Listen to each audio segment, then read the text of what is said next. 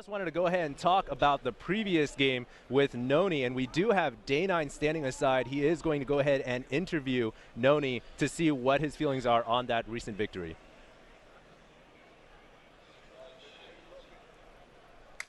So, Noni, in that game, a lot of Protoss players have been doing the 4 warp gate strategy to end it immediately or taking the fast expansion, but you did something in between. Tell us a little bit about that strategy and how it worked out both games. Well, I feel like when that strategy works, it gives me a big advantage, and if I had gone 4 warp gate and done the all-in, sure, I'd win the game right there.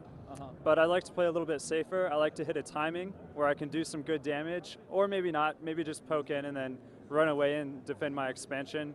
In this case, it was just a strong enough push that I just ended the games right there. Does it usually end up being that effective at the start, or is it largely to get your expo up?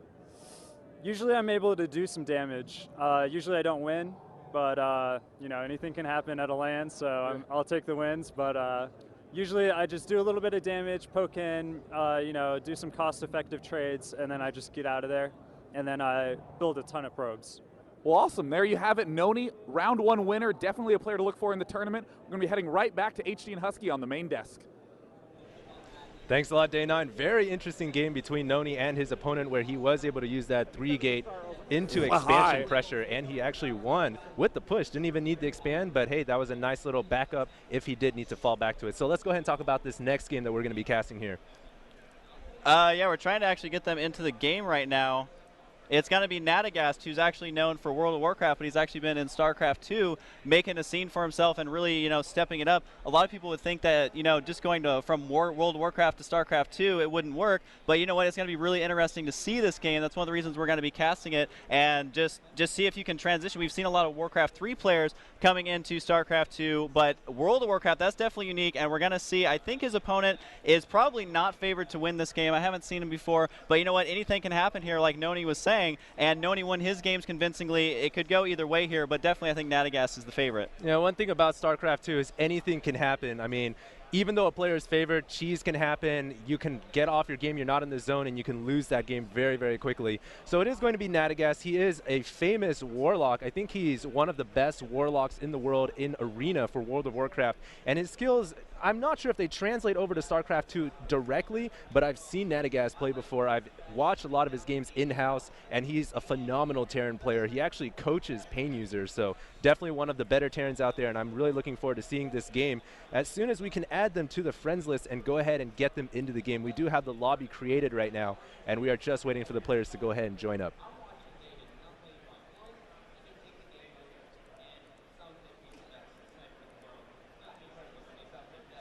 Yeah, they're definitely not inviting it. So we're going to try and add them to the friends list here, or have them add us so we can get them queued up into the lobby. The first map is going to be Blistering Sands, of course, which is, you know, a very common map for players to, in a best of whatever series, a lot of times it'll either start on Lost Temple or Blistering Sands. I think part of that goes back to the fact that they actually, when they first announced StarCraft 2, that was one of the very first maps they showed off. So people are kind of used to it, and That's his name right there, so we're just waiting for him to go ahead and get online. Okay, so it does look like we're waiting for him to log in. They are switching out a lot of the players right now, as there's only enough computers for half of the players, so it's going to be kind of in 2 different phases. So that is exactly what we're waiting for, is for those guys to go ahead and log in so we can get them added to this game lobby. Yeah, I think his opponent's name is Damaddar. I might be misspelled or mistaken on that. I haven't actually ever heard of this player before. Not sure what race he plays, but Garrett Mitchell, a.k.a. Nadagast, does play Terran. So it's going to be a T versus something, either Mirror, TVP, or TVZ. Really looking forward to this match. And one thing is, if they do play on Blistering Sands, which it looks like it will be, Terrans actually have a hard time on Blistering Sands, especially against Protoss, where Protoss go for 4-gate. They can go for that backdoor rock right away, bust it down, and then just go straight into the main swoop, and you will lose the game very quickly. Very hard for Terran players to hold off the Protoss 4-gate on that map. Equally against Zerg can be difficult if they bust down those rocks with early roaches. So this could be a tough battle in terms of maps for the first game for Nadagast. It is an interesting dynamic on that map because there are some maps with backdoors, but not nearly as many where it's easy to get into the Terran's base, and it really takes them out of their comfort zone because most Terrans are used to turtling up. You know, you can wall off either with supply depots or get a more sturdy wall with that barracks and factory, and with that door, it's really easy to get to. You can peek in the front, see if they're walled in. If they are, you say, well, we'll just kind of be working on busting down the back door, which forces the Terran player, you can't necessarily tech as fast as you would like to, and the 4-gate not actually that effective against Terrans on a lot of maps, but on this one it could definitely come into play here, and I wouldn't be surprised to see someone do a 4-gate if they are as Protoss or an early Roach build against Nadagast, because Nadagast is known for being a fairly strong player, and so you'll want to try and take him out of the game early because those better players, the longer the game goes on, they're just getting warmed up. Exactly. So we're still waiting to see Garrett or Nadagast go ahead and get online here. We're still not even sure what race his opponent actually is. So we've been talking all this time about the Protoss 4-gate and how hard that is to hold off. But we still don't actually know for sure what race his opponent plays because he is kind of a no-namer. Haven't ever actually heard of him before. So we're just going to continue to wait to see when the players go ahead and get online here.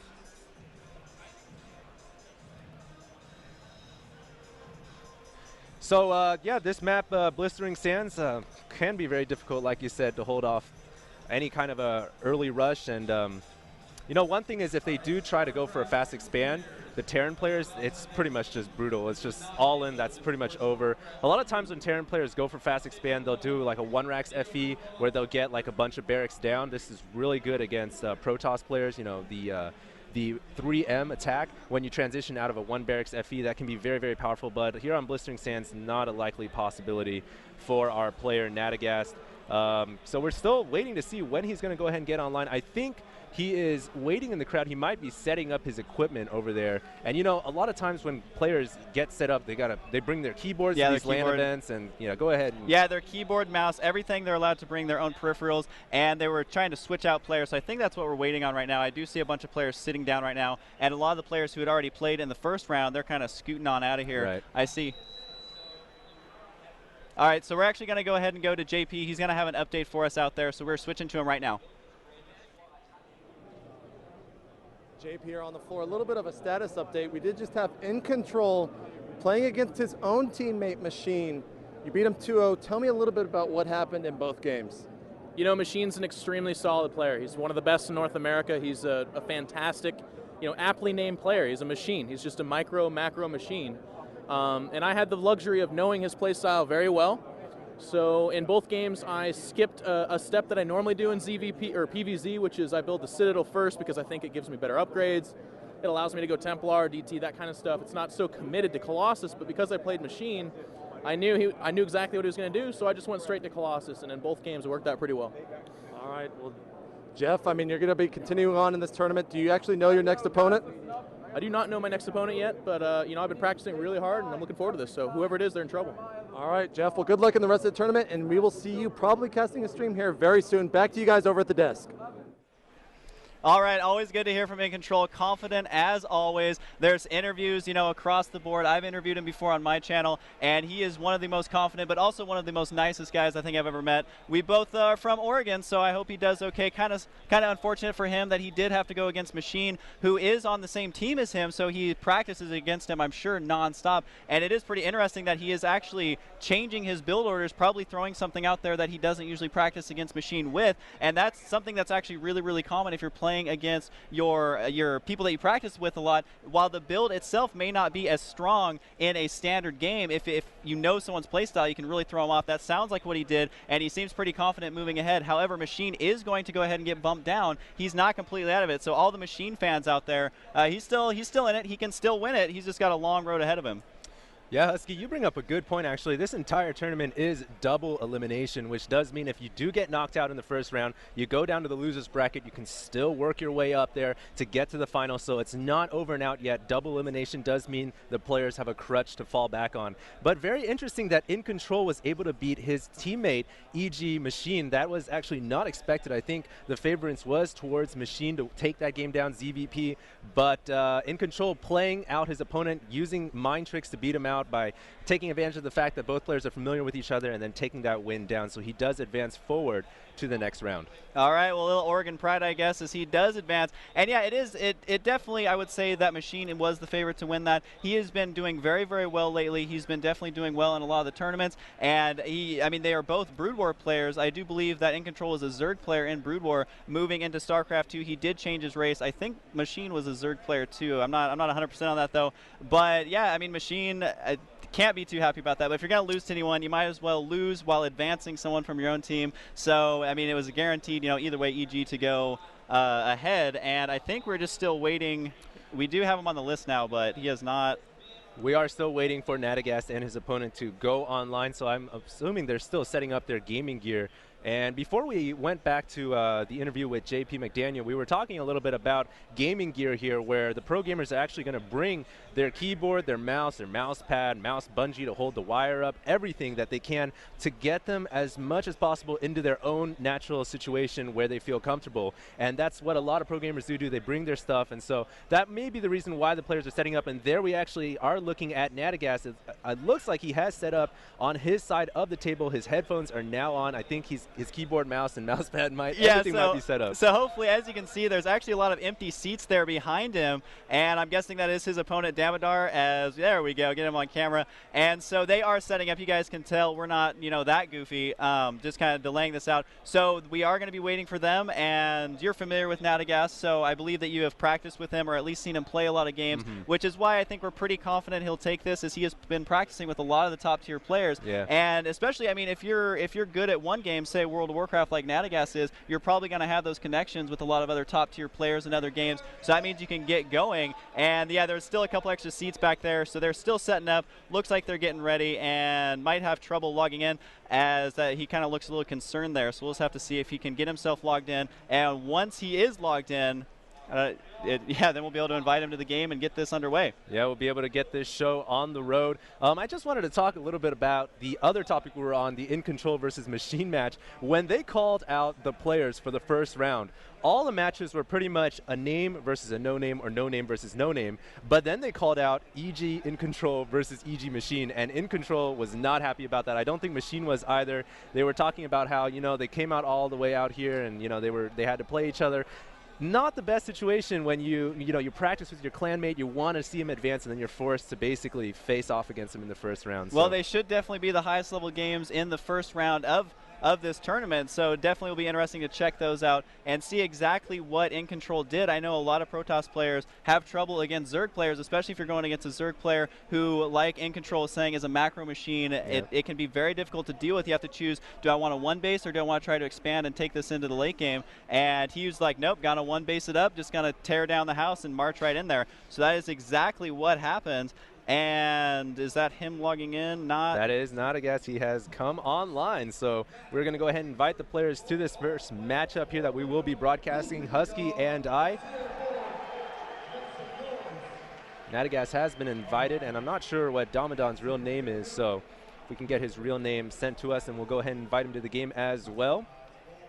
And while we're waiting for this, I would like to go ahead and talk a little bit about the pro scene, StarCraft 2, how it evolved from Brood War. I mean, it's got its roots from a very special game, something that's been competitive in South Korea for over a decade. So StarCraft 2 obviously is a very, very special game. It looks like we may have the players almost ready to go here. But yeah, StarCraft 2, its roots in South Korea. Brood War, very, very intense competitive game. So that's why StarCraft 2, really, that and Brood War has set itself apart from any other competitive game in the world today. Absolutely. So we're going to get Damaddar in here. He just now logged on. So we're going to see if we can get him in the game. That is the last thing we are waiting on. So is there a way you can invite him there? If you can suggest him to the game, I can go ahead and invite him, and we can get this show on the road. Or you can go ahead and tell me what his actual name is, and I can find him on the list. I don't think I have him on my friends list. That might be the problem here.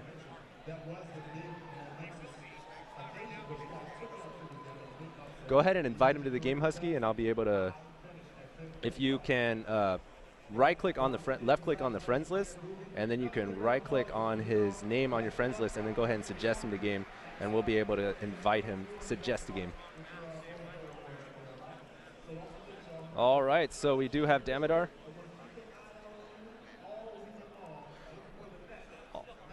All right, so we've just been informed that the map they have chosen to play on is going to instead be Xel'Naga Caverns. So we're going to go ahead and remake this map and get them here on Xel'Naga Caverns.